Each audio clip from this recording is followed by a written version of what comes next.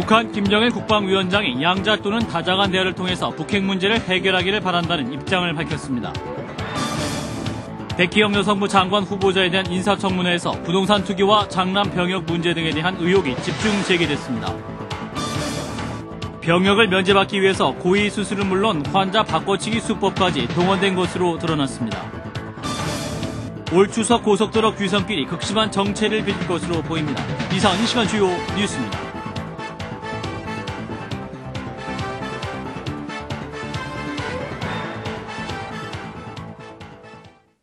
시청자 여러분 안녕하십니까?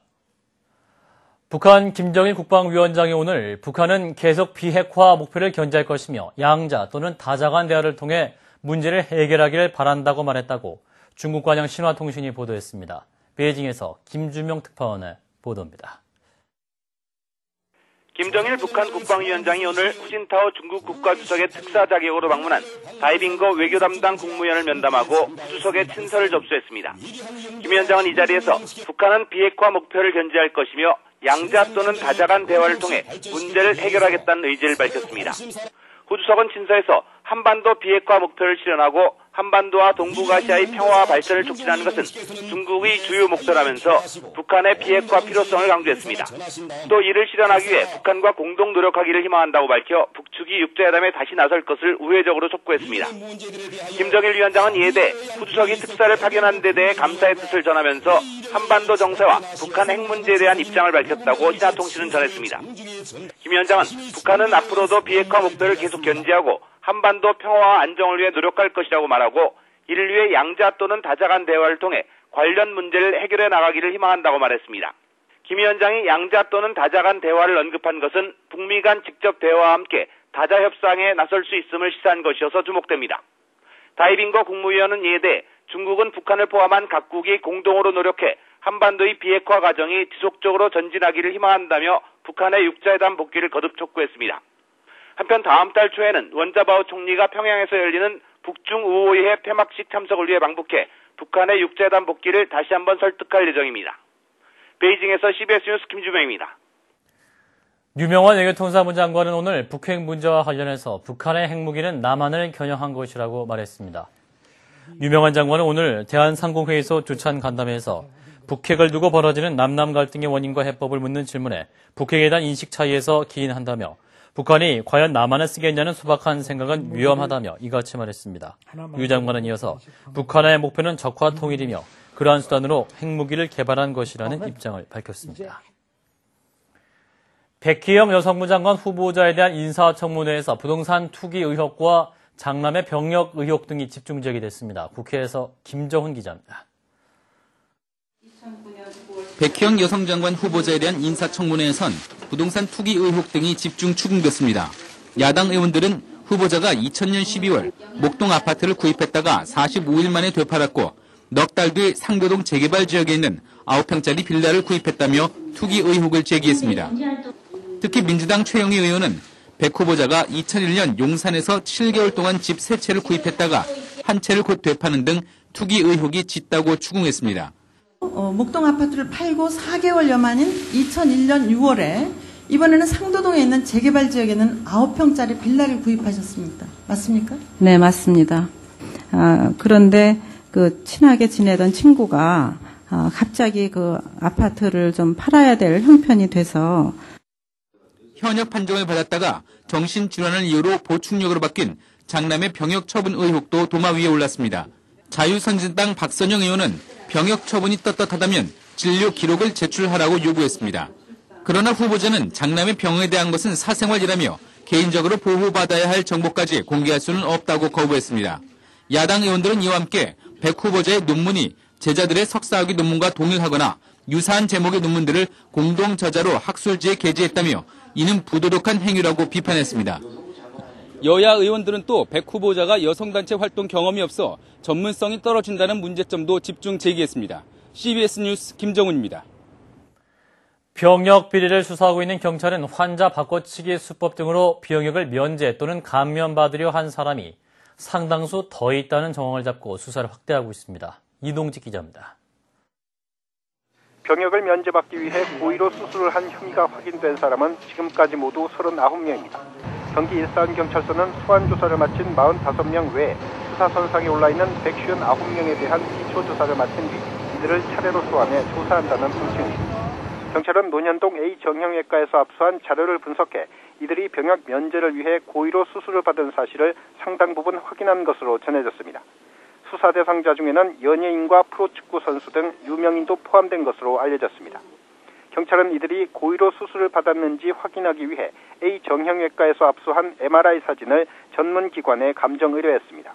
경찰은 또 이들이 다른 병원에서 찍은 MRI 사진과 차트를 확보해 A 정형외과에서 찍은 사진과 비교 작업을 하고 있습니다. 한편 환자 바꿔치기 병역 비리를 수사 중인 서울경찰청 광역수사대는 발작성 신부전증 환자 김모 씨를 붙잡아 밤새 조사했습니다. 김 씨는 경찰에서 자신의 병이 병역 감면에 도움이 된다는 사실을 안 뒤 친구에게 돈을 받고 허위 진단서를 넘겨주다 인터넷 사이트에도 모집글을 올리게 됐다고 진술했습니다. 경찰은 환자 김 씨를 비롯해 병역 감면을 받은 카레이서 김 씨와 브로커 윤 씨 등 5명에 대해 구속영장을 신청하는 한편 공모자가 있는지 집중 수사하고 있습니다. CBS 뉴스 이동직입니다. 신종플루에 감염된 후 회복세를 보이던 80대 여성이 오늘 숨져서 보건당국의 정밀 역학 조사를 벌이고 있습니다. 사회부 최승진 기자의 보도입니다. 신종플루 감염 사실이 있는 80대 여성이 숨졌습니다. 보건복지가족부 중앙인플루엔자대책본부는 전북에 거주하는 81세 여성이 신종플루에 감염된 뒤 회복세를 보이다 폐렴이 악화돼 오늘 숨졌다고 밝혔습니다. 이 여성은 만성 폐쇄성 질환과 뇌경색증 등을 앓고 있던 고위험군으로 지난 7월 말부터 병원에 입원해 치료를 받아왔습니다. 그동안의 경과를 보면 숨진 여성은 지난 3일 신종플루 확진 판정을 받은 뒤 5일간 항바이러스제를 투약받았습니다. 치료제 투약 이후 신종플루 완치 판정을 받고 지난 10일 퇴원 예정이었지만 갑자기 발열과 흡인성 폐렴 등 증세가 다시 악화됐습니다. 곧바로 신종플루 치료제인 타미플루와 릴렌자가 투약됐고 검사 결과 새로운 폐렴이 확인됐습니다.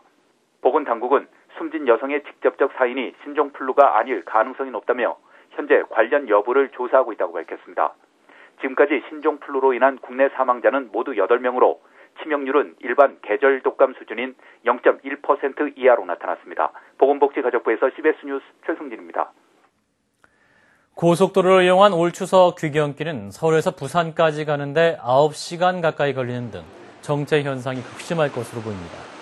한국도로공사는 추석 연휴 기간이 올해와 같았던 2005년과 2008년의 정황을 토대로 분석한 결과 추석 전날인 다음 달 2일에는 서울에서 부산까지 승용차로 가는데 8시간 40분이 걸릴 것으로 예상됐습니다. 서울에서 대전은 4시간 40분, 서울에서 광주는 7시간 이상이 걸릴 것으로 예측됐습니다. 또 귀성이 시작되는 다음 달 1일부터 연휴 다음 날인 5일까지 고속도로 이용 차량은 하루 평균 360만 대로 지난해보다 17만 대가 많을 것으로 도로공사는 내다봤습니다. 시중 은행장들이 총부채 상환 비율, 이른바 DTI 규제 등 금융대책만으로는 부동산 시장 안정에 한계가 있다는 의견을 나타냈습니다. 은행장들은 오늘 한국은행에서 열린 금융협의회에서 DTI 규제 강화가 주택담보대출 증가세를 둔화시키는 효과가 있을 것이라고 평가하면서도 금융대책만으로 부동산 가격을 안정시키는 데에는 한계가 있다고 밝혔습니다. 은행장들은 따라서 주택수급 물량 조절과 가격 상승 기대 심리 억제를 위한 정책적인 노력이 계속돼야 한다는 데 의견을 같이 했습니다. 특별전형을 통해서 국공립대에 입학한 소외계층 대학생들의 학업 중단 비율이 평균의 2배에 육박하는 것으로 조사됐습니다. 국회 교육과학기술위원회 한나라당 김세현 의원이 분석한 국정감사 자료에 따르면 지난 2006년부터 3년 동안 소외계층 특별전형으로 대학에 입학한 신입생 544명 가운데 45%인 245명이 현재 휴학 중이거나 재적됐습니다.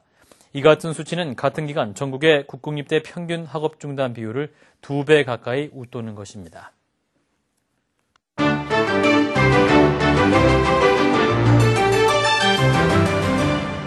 이슬람 교리에 따라 입양이 금지돼 있는 이집트에서 미국인 부부들이 몰래 고아를 입양했다가 징역을 선고받는 일이 벌어졌습니다. 하지만 이들 부부는 이집트 내 소수 기독교인이라 이번 판결이 종교적인 문제와 외교적인 문제까지 겹친 복잡한 사건으로 주목받고 있습니다. 이집트로 함께 가보시죠. 신문으로 얼굴을 가린 피고인들 가운데 얼굴을 당당히 드러낸 한 부부가 눈에 띕니다. 철창 너머로 귀여운 아기 사진 하나를 들고 있는데요. 이집트계 미국인인 이들은 고아원의 아이를 친자인 것처럼 서류를 조작해 입양한 혐의로 징역 2년을 선고받았습니다. المجموعة المتهمين بالإجماع مسيحيين عندهم التبني في شريعتهم حلال وكانوا بيتبنوا أطفال. 이집트 내 소수 기독교인들은 기독교계 고아원에 기부금을 내고 암암리에 자녀를 입양해 왔는데요. 이번 사건은 그 첫 처벌 사례입니다. 독일의 한 고등학교에서 이 학교에 다니는 18살 남학생이 도끼와 화염병으로 동료 학생들을 공격한 끔찍한 일이 벌어졌습니다. 이 사고로 도끼에 맞아 두개골이 골절되는 등 학생 8명과 교사 1명이 다쳤습니다. Und dann haben wir uns draußen am Pausenhof da versammelt und da habe ich halt einen Lehrer gesehen und dessen Arm war ja voller Blut und er hat wahrscheinlich dann so eine Schülerin oder so rausgeholt. 흉기를 든 범인은 화장실에서 경찰과 대치하다 총상을 입고 붙잡혔습니다.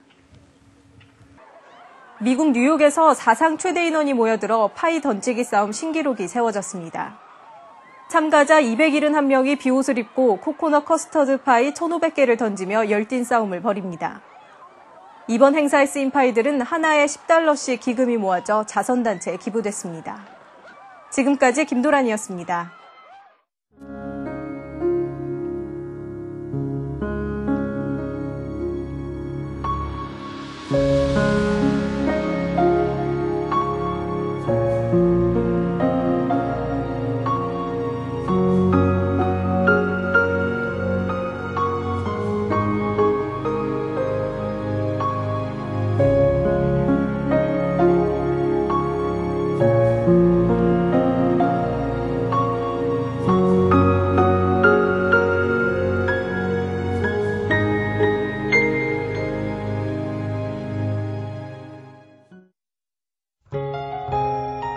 날씨입니다. 주말이 내일 전국이 맑겠으나 동해안 지방은 대체로 흐리겠습니다. 아침 최저기온은 11도에서 20도, 낮 최고기온 22도에서 29도로 오늘과 비슷하거나 조금 낮겠습니다. 주일은 모레도 맑겠으나 월요일에는 중부 지역에 비가 내리겠습니다. 서울의 현재 기온 24.8도입니다. 이상으로 CBS 뉴스를 마칩니다. 고맙습니다.